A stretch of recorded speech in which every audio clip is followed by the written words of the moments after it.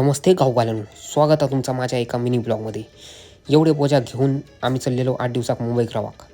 Kudal railway स्टेशनवर नुकतंच पाऊस धो पडान गेलेलो. सगळीकडे नुसता पाणीच पाणी झालेला. मग ट्रेनमध्ये खाऊक माझ्या आवडीचे स्पॅनिश टोमॅटो वेफर्स घेतले आहे आणि पावसापाण्याचं निवांत माझ्या सीटवर येऊन बसलं आहे. पावसामुळे बाहेरचं वातावरण थंड आणि ट्रेनमध्ये एवढं चिल्ड डबं करून ठेवल्याने की काय सांगू तुमका. थंडी लागा होती म्हणून गरमागरम समोसे खाऊक घेतले आहे.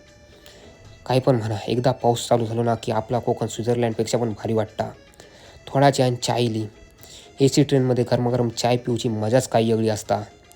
आणि चायसोबत कोकणातील हे असे बाहेरचे नजारे वाह, ह्याच्यासारख्या सुख नाही. हे असे नजारे अनुभवताना क्रॉसिंग होता मांडवी ट्रेनचा आणि त्याचबरोबर येता कणकवली स्टेशन. पुढचा प्रवास पुढल्या व्हिडिओ. तोपर्यंत ह्यो व्हिडिओ इंस्टावर बघतास तर लाईक आणि फॉलो करू विसरा नको आणि यूट्यूबवर बघतास तर सबस्क्राईब करू विसरा नको. चला टाटा.